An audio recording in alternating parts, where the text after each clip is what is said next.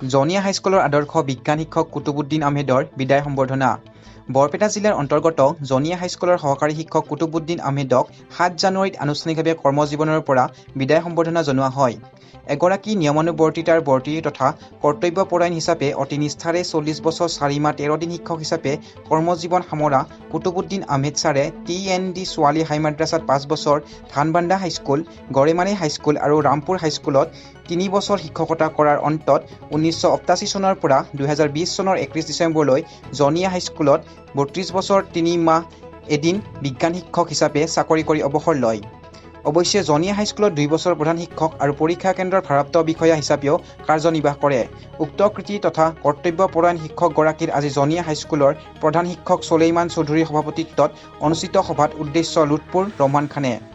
উক্ত বিদায় সম্বৰ্ধনা সভাত জনিয়া হাইস্কুলৰ শিক্ষকবৃন্দ, ছাত্ৰ একতা সভা, জনিয়া প্ৰেছ ক্লাব তথা বহুতো প্ৰাক্তন ছাত্ৰ-ছাত্ৰীয়ে কোৰাণ, বুখাৰী, হাদিছ, শৰাই, জাপি, চাদৰ, ছাতি, লাখুটি, তচবিহ, চোলা, ফুলাম গামোচা আদিৰে অজস্ৰজনে সম্বৰ্ধনা জনায়। সভাত অৱসৰপ্ৰাপ্ত শিক্ষক ওমৰ আলী, মৌলবী খবিৰ উদ্দিন, SMDCৰ সভাপতি শ্বাহজাহান আলী, বিশিষ্ট সমাজকৰ্মী তথা ৰূপচী মৌজাৰ হামিদ চৌধুৰী, সচেতন অভিভাৱক ফুলচান আলী, প্ৰাক্তন ছাত্ৰ ডক্টৰ তফিকুল ইছলাম, ডাক্তৰ ছফিউৰ ৰহমান, ডাক্তৰ ৰেকিব বিন হুছেইন, প্ৰাক্তন ছাত্ৰ তথা সাংবাদিক মইনুল হক চৌধুৰী, আব্দুল হুছেইন, লুৎফৰ ৰহমান আদি বহুতো প্ৰাক্তন তথা অধ্যয়নৰত ছাত্ৰ-ছাত্ৰীয়ে কুতুবুদ্দিন আহমেদ ছাৰৰ কৰ্মজীৱনৰ ওপৰত আলোকপাত কৰে।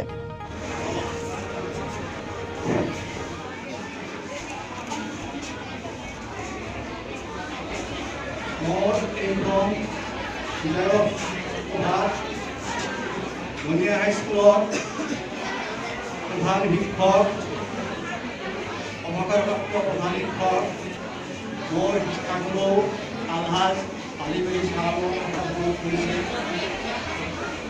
মোৰ প্ৰধান শিক্ষকৰ দায়িত্বভাৰত ২ বছৰ আছিলোঁ।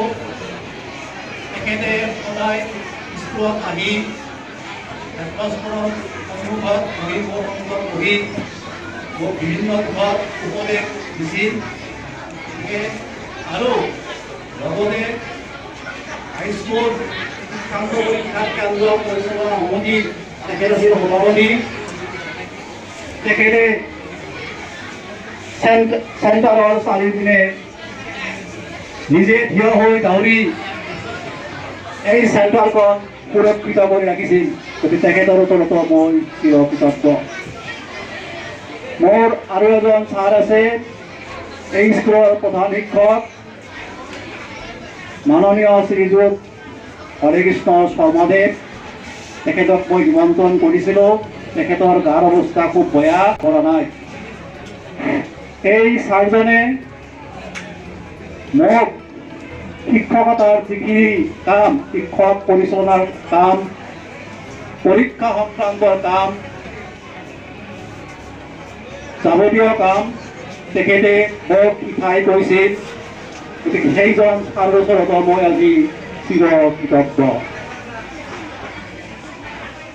এই অনুষ্ঠানৰ প্ৰধান শিক্ষক মাননীয় চুলেমান চৌধুৰী চাহাব, তেখেতক মই বাবাজী বুলি মাতিছিলোঁ। আৰু তেখেতে মোক যেতিয়া স্কুল চৌহদত মামা বুলি কৈছে, তেতিয়া মোৰ অন্তৰ জোৰাই গৈছে। গতিকে এইজন প্ৰধান শিক্ষকৰ কৰ্মময় জীৱন সুখময় হওক আৰু তেখেতে সদায় স্কুলৰ লৈ চিন্তা কৰি থাকে কেনেকৈ স্কুলখন উন্নতিৰ দিশত আগবঢ়াই নিব পাৰি। এইখন স্কুলৰ শিক্ষক শিক্ষয়িত্ৰীৰ লগত বৰ সদ্ভাৱ আছিল, বৰ শ্ৰদ্ধা ভক্তি কৰিছিল। কিছুমানে মোক ভাইজান বুলি মাতিছিল, কিছুমানে মোক কুতুব ছাৰ বুলি মাতিছিল আৰু কিছুমানে মোক ছাৰ বুলি মাতিছিল।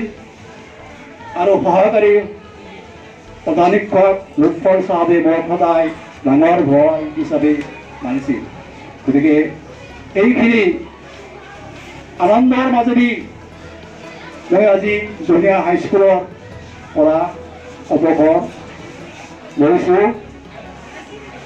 কিছুমান ছাৰৰ লগত মোৰ অতি আন্তৰিকতা আছিল, চবৰ লগতে আছিল।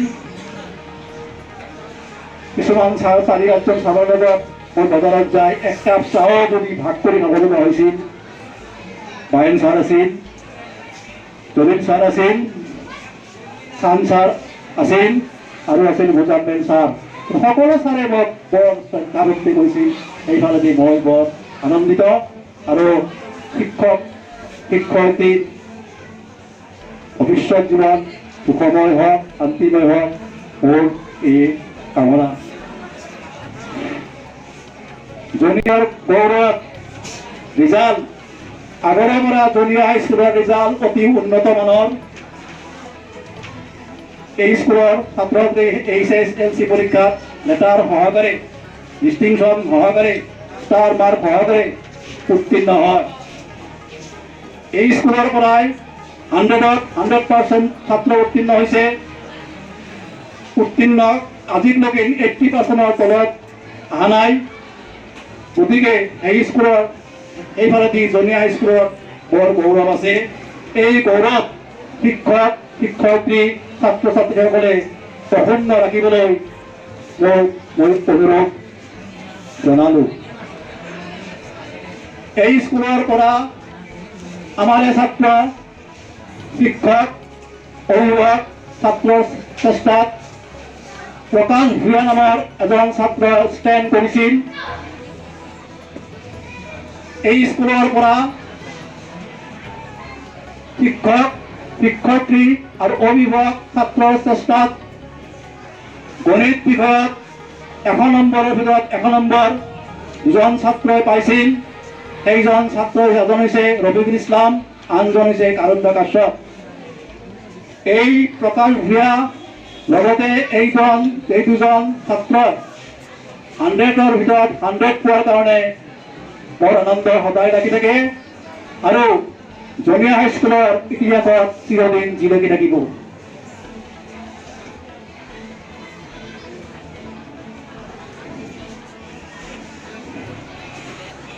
এই স্কুলত পঢ়ি গৈছোঁ, যাৰ সময়ত মই একোৱে দিব নোৱাৰিলোঁ।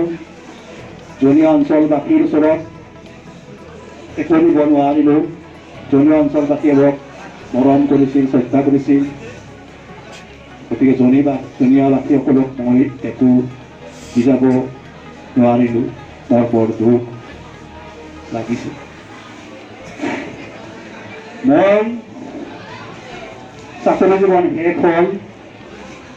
শেষ হোৱাৰ লগে লগে 31 ডিচেম্বৰ মোৰ ভাগিন তথা জনীয়া হাইস্কুলৰ প্ৰধান শিক্ষক পেঞ্চনৰ ফাইলখিনি মোৰ হাতত তুলি দিছে। সেইফালেদি তেখেতক মই ধন্যবাদ জ্ঞাপন কৰিছোঁ। জনীয়া হাইস্কুলত মোৰ পিতৃ খবিৰুদ্দিন আহমেদ চাহাবৰ স্মৃতিত এখন গডৰেজ আগবঢ়াম।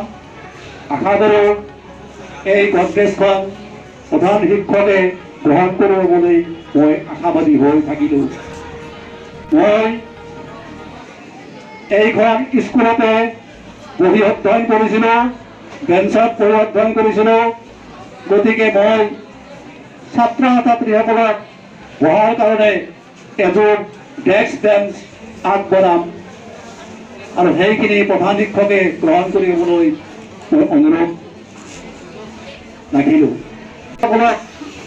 যিজন ছাত্ৰই অংক আৰু গণিত বিষয়ত সৰ্বোচ্চ নম্বৰ পাব, সেই দুজন ছাত্ৰ ছাত্ৰীক মই কালিৰ পৰা প্ৰত্যেক বছৰ এটাকৈ অংক বিষয়ত এটা হাইষ্ট নম্বৰ পোৱা আৰু বিজ্ঞান বিষয়ত এটা হাইষ্ট নম্বৰ পোৱা এই দুজন ছাত্ৰ লৈ 2টি বঁটা প্ৰদান কৰি থাকিম। আশা কৰোঁ এই 2টি বঁটা প্ৰধান শিক্ষক মহোদয়ে গ্ৰহণ কৰি থাকিব। মোৰ আভ্যন্তৰীণ মোৰ একমাত্ৰ পুত্ৰ আলাউদ্দিন চাহাবে এই বঁটাখিনি আগবঢ়াই থাকিব আৰু সেইখিনি কথা মই ল'ৰাক আগতেই মই কৈ থৈছোঁ। মই যিখিনি যোগাৰ পাতি কৰিব লাগে খোৱা দোৱাৰ পৰা আৰম্ভ কৰি চশমাত কলম যিবিলাক বস্তু স্কুলত আহোঁতে প্ৰয়োজন সেইবিলাক বস্তু মোৰ আগত সদায় টেবুলত ৰাখিছে, সাজু হৈ থাকিছে। সেইফালেদিও মই সহধৰ্মিনীৰ ওচৰত চিৰ কৃতজ্ঞ।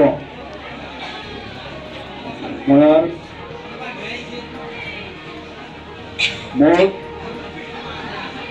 এই অঞ্চলৰ বিশিষ্ট সাংবাদিক মোৰ এই ছাত্ৰ মইনুল হক চাহাব, মোৰ এই ছাত্ৰ সাংবাদিক আবুল হুছেইন চাহাব, মোৰ এই ছাত্ৰ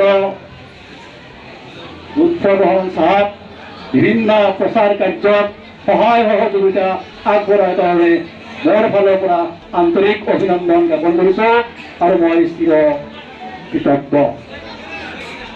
এই সভাখন সুচাৰুৰূপে পৰিচালনা কৰাৰ কাৰণে ছাত্ৰ ছাত্ৰী, অভিভাৱক, শিক্ষক শিক্ষয়িত্ৰী, এই অঞ্চলৰ ৰাইজ অমূল্য সময় ত্যাগ কৰি মোৰ এই বিদায় সম্বৰ্ধনা সভাত অংশগ্ৰহণ কৰাৰ কাৰণে মই বৰ আনন্দিত আৰু তেখেতসকলৰ ওচৰতে মই চিৰ কৃতজ্ঞ। মই 31 তাৰিখৰ ডিচেম্বৰ হোৱাৰ পাছতো মই দুদিন জনীয়া হাইস্কুলত সোমাইছোঁ। তেতিয়া মোৰ মন ছটফটাই আছিল যে মই ক্লাছৰুমত সোমাব লাগে, কিন্তু ৰিটায়াৰমেণ্টৰ কাৰণে মই সোমাব পৰা নাই। জনীয়া হাইস্কুলে প্ৰধান শিক্ষক মহোদয়ে কাণে মস্তিৰে ছাত্ৰ ছাত্ৰীক ক্লাছত শিকোৱাৰ ক্ষেত্ৰত যদি কিবা মোৰ দৰকাৰ অনুভৱ কৰে মই ৰেডি হৈ আছোঁ, মই আগবাঢ়ি আহিম। মই সেইখিনি কৰ্তব্য মই নিষ্ঠাৰে পালন কৰিম বুলি মই সভাত প্ৰতিশ্ৰুতি হ'লোঁ। কামনা কৰি মোৰ বক্তব্য সামৰণি মাৰিছোঁ। জয়তু জনীয়া হাইস্কুল।